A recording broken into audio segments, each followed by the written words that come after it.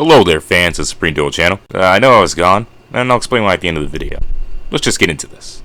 So you guys know me, I'm the GT fanboy, but one of the benefits of that is that I'm one of the few people that's actually seen GT, and thus can scale it properly. And Pan is by far one of the most downplayed characters in GT, with people thinking she can't even beat Freeza just because we never see her go Super Saiyan. Which is wrong on multiple levels, but we don't have time for that today. Now I have a video plan where I power scale all of GT, but I typically like to give low balls and use that instead of the actual scaling. So keep in mind that everything I say throughout this video will be me being as conservative as possible, just to help the down players see how wrong they are. Start this off with a debunk. A lot of people like to use this interview to downplay Pan, but all it says is that they thought people wouldn't buy Pan as a damsel in distress if she could turn Super Saiyan. This doesn't say that she's weaker than Freeza Saga characters, and it only applies to the early episodes of GT anyway. So let's get to feats. Alright, now we're going to start off small. Pan is able to effortlessly hold down Dr. Gero. Now this alone would put her above Freeza. I know some people don't believe 19 and 20 are stronger than Freeza for some reason. I think why they are is just simple. Alright, Trunks said 19 and 20 were that powerful. That's right, he said 19 and 20. 17 and 18 were retconned into existence for Toriyama to appease his editor. So they shouldn't have retroactively become weaker because of the new artificial humans. And even in universe, the only reason they realized they're fighting the wrong androids is because Trunks told them. And the response wasn't, makes sense, they're weaker than you said. Start going arc by arc now. Just had to cut back there because that's her lowest end feat. So the Black Star Dragon Ball Saga, Pan is able to casually destroy Nut when she gets angry. Now I hear you saying, why does that matter, Taff? Well, I hear you, random viewer. Nut was stated by Goku to be strong. So strong, in fact, that he said it'd been a while since he fought someone that strong. Now, the last opponent Goku praised in GT was Lewd. So Pan, with just a rage boost, was able to destroy someone more powerful than Lewd, who, keep in mind, was able to overpower base Goku and base Trunks.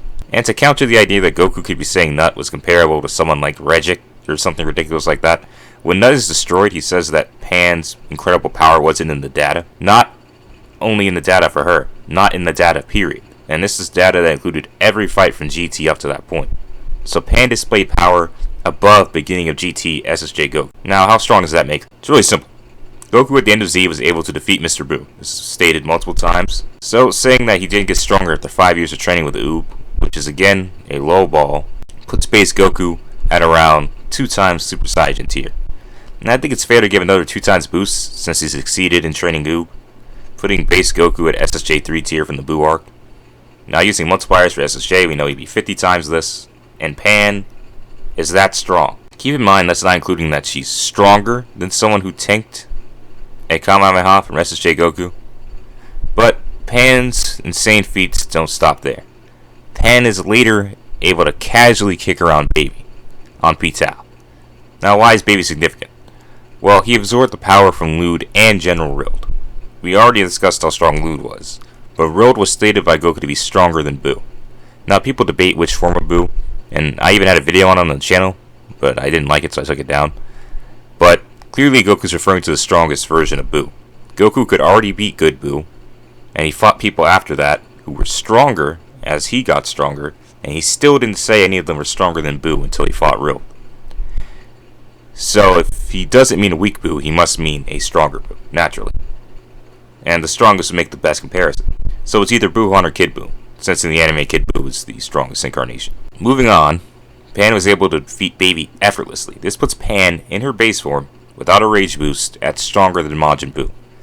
And if that's not enough, Baby says that he wanted Pan's Saya power, showcasing that he held her power in high regard. But Pan ran away from Rild, I hear you say. Well, we need to keep in mind that Rild, like everyone else in Hell, would have gotten stronger. We can see that he has new techniques when he fights Gohan. So, obviously, Occam's razor, the simplest solution, is the best one. And since we're already here, let's talk about things other than her physical stats. Now, Pan is an incredible fighter. She has a fighting style mostly built around counters, like her mother. She was able to pull off a Kamehameha casually. She figured out the weakness of Lu Xinglong, counters to Liang Xinglong's powers. So not only would Pan go and give Z characters the business, she'd actually have the skill to do it. Going by feats alone, Pan is much stronger than most of Z, her only real competition being Vegito. Super Vegito, by the way, since Space Vegito couldn't even beat Gohan. Now, keep in mind, Pan is one of the weakest of the main cast of GT, and that there are more feats that Pan can scale to. Last but not least, you should also keep in mind that Pan is only 10 years old at the end of GT, not counting the 100-year time skip. So you can imagine how strong Pan probably would have been in her prime. But that does it for what I want to say in this video. Even though, again, we could mention how Pan is able to keep up with Goku when hunting the Shadow Dragons, or how Trunks at one point thought that Pan was stronger than him.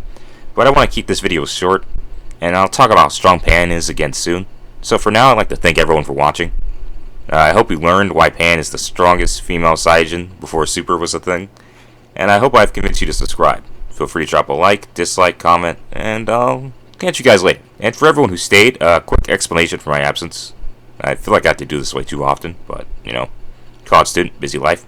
I was having problems with my equipment. Keep in mind that your boy's a college student, making videos on the side with an underpowered laptop. So when it fucks up, I'm going to be MIA. But it's repaired, mostly.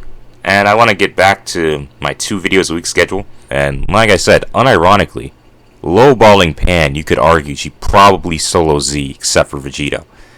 And that's not including all of her feats. And that's not scaling up, because we could scale up much more. You can also check out Pan's additional scaling in the comments and in the description. I hope you guys have enjoyed this return of Dragon Ball GT Misconceptions. So, people really need to stop sleeping on Pan, people need to stop sleeping on GT. And for the people who actually cared about why I was gone, thank you for staying this long.